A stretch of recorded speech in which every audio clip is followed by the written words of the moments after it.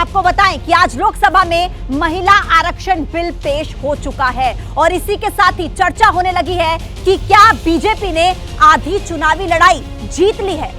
आपको बताएं कि पेंडिंग में पड़े महिला आरक्षण बिल से नई संसद में कामकाज की शुरुआत हुई है। महिला आरक्षण मोदी का वो मास्टर स्ट्रोक साबित हो सकता है जिसके जरिए मोदी आने वाले दिनों में नारी शक्ति से सत्ता के शक्ति का सफर तय कर सकते हैं। महिला वोटर कैसे मोदी के लिए सत्ता की संजीवनी है, कैसे महिला वोटर्स के जरिए सेमीफाइनल की सत्ता हासिल कर सकते हैं, आज की कवर स्टोरी सबसे पहले आप देखिए।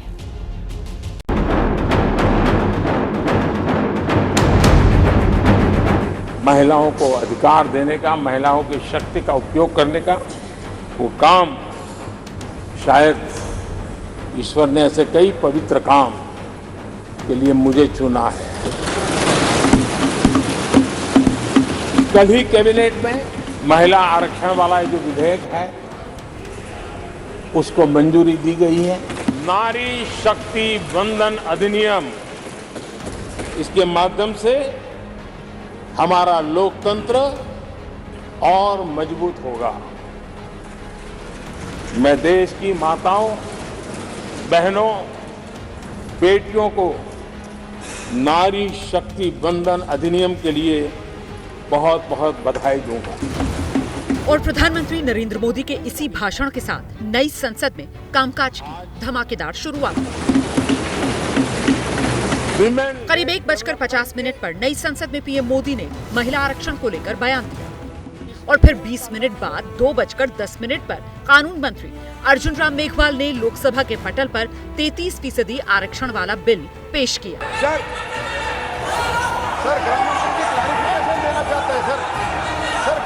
विपक्षी सांसदों ने इस बात पर शोर मचाया कि पेश होने से पहले सांसदों को बिल की कॉपी नहीं दी गई, जबकि सरकार की ओर से पक्ष आया कि बिल वेबसाइट पर अपलोड कर दिया गया। जैसे दोनों स्टेटमेंट फैक्चुअल इनकरेक्ट स्टेटमेंट है, इनकी स्पष्टता।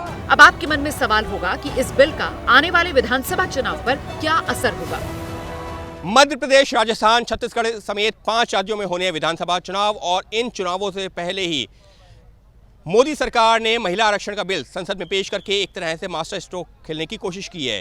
कांग्रेस भले ही इस बिल को अपना बताती रही हो, लेकिन ये भी एक सच्चाई है कि कांग्रेस इस बिल को दोनों सदनों से पास नहीं करवा पाई थी और जो दल लगातार इस बिल का विरोध कर रहे थे आज की तारीख में वो कांग्रेस के साथ ही हैं।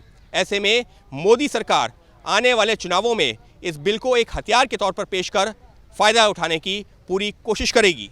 33% फिलहाल जो नया महिला आरक्षण बिल पेश किया गया है उसमें महिलाओं को 33% आरक्षण की बात कही गई है। लोकसभा विधानसभा सीटों के परिसीमन के बाद आरक्षण लागू होगा। महिला आरक्षण लागू होने के 15 साल तक ये कानून प्रभावी होगा।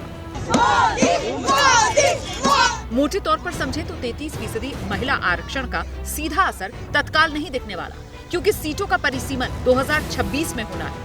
मतलब 2026 में परिसीमन के बाद जो चुनाव होंगे उसमें महिलाओं के लिए 33% सीटें सुरक्षित की जाएंगी। फिलहाल इस फैसले के साथ बीजेपी ने सियासी बढ़त हासिल कर ली है। महिला वोट बैंक पर बीजेपी और खासकर प्रधानमंत्री नरेंद्र मोदी का प्रभाव अच्छा खासा माना जाता है।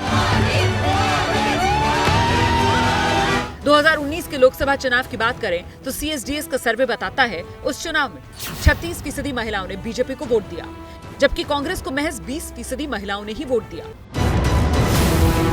और इसके बाद जब यूपी में पिछले साल विधानसभा का चुनाव हुआ तो महिलाओं ने बीजेपी के पक्ष में जबरदस्त वोटिंग की। खुद प्रधानमंत्री ने नतीजों के बाद यूपी की माताओं और बहनों का शुक्रिया अदा किया। चुनाव के नतीजों में मेरी इन माताओं, बहनों का, बेटियों का बहुत बड़ा योगदान है। जहां जहां महिला मतदाताओं ने पुरुषों के मुकाबले ज्यादा वोट किया है वहां बीजेपी को बम्पर जीत मिली है। पिछले साल यूपी चुनाव के बाद किए सर्वे में ये बात सामने आई कि बीजेपी को 48%, समाजवादी पार्टी को 32%, बीएसपी को 14%, कांग्रेस और अन्य को 3-3% महिलाओं के वोट मिले। यूपी में महिलाओं ने बीजेपी के पक्ष में जबरदस्त वोटिंग की, तो उत्तराखंड, गोवा, मणिपुर के चुनावी आंकड़े भी बताते हैं कि महिलाओं ने जब पुरुषों से ज्यादा वोटिंग की तो सत्ता बीजेपी को मिली। पिछले साल उत्तराखंड में 63% पुरुषों ने वोट डाले तो महिलाओं का वोटिंग प्रतिशत 67% था। गोवा में पुरुषों का वोटिंग प्रतिशत 78%, जबकि महिलाओं का 81% था। मणिपुर में 88% पुरुष मतदाता के मुकाबले 90% महिला मतदाताओं ने वोट डाला।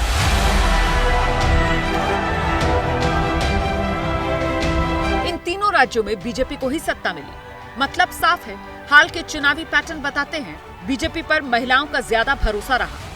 अब इस फैसले के बाद महिलाओं का और भरोसा बीजेपी पर बढ़ सकता है, जिसका फायदा विधानसभा और लोकसभा के चुनाव में पार्टी को मिलेगा। मध्य प्रदेश के विधानसभा चुनाव की बात करें तो सन 2018 में महिलाओं ने बीजेपी को कांग्रेस के मुकाबले ज्यादा वोट किए थे और यही वजह है कि महिलाओं की वोटिंग के चलते बीजेपी का वोट प्रतिशत कांग्रेस के मुकाबले ज्यादा था। मगर बीजेपी की सीटें कम थी और बीजेपी सत्ता में वापसी नहीं कर पाई थी। कांग्रेस ने सरकार बनाई थी, मगर बीजेपी ने जोड़ तोड़कर फिर सत्ता में वापसी की। एबीपी न्यूज की रिसर्च टीम ने मध्य प्रदेश के जो आंकड़े जुटाए, उसके मुताबिक मध्य प्रदेश की 230 में से 19 सीटें ऐसी जहां महिला वोटर पुरुषों से ज्यादा हैं।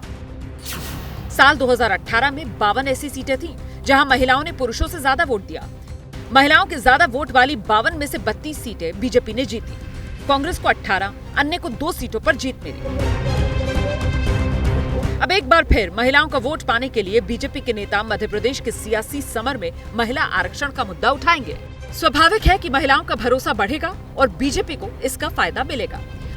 महिलाओं का वोट खींचने के लिए बीजेपी पहले से ही चुनावी राज्यों में जमीनी स्तर पर काम कर रही है।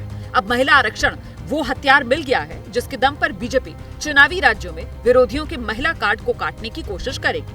महिला आरक्षण का फायदा भले ही महिलाओं को परिसीमन के बाद मिले, लेकिन बीजेपी इसका फायदा चुनाव में अभी से लेने में जुट जाएगी। जैसे ही घड़ी का काटा दोपहर 2:30 पे आए, बबीता जी का दिल सास बहू साजिश के लिए मचल जाए।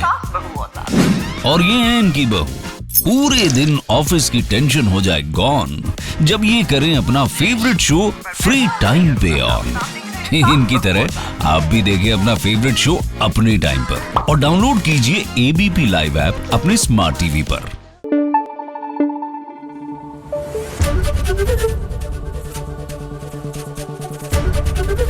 एबीपी न्यूज आपको रखे आगे।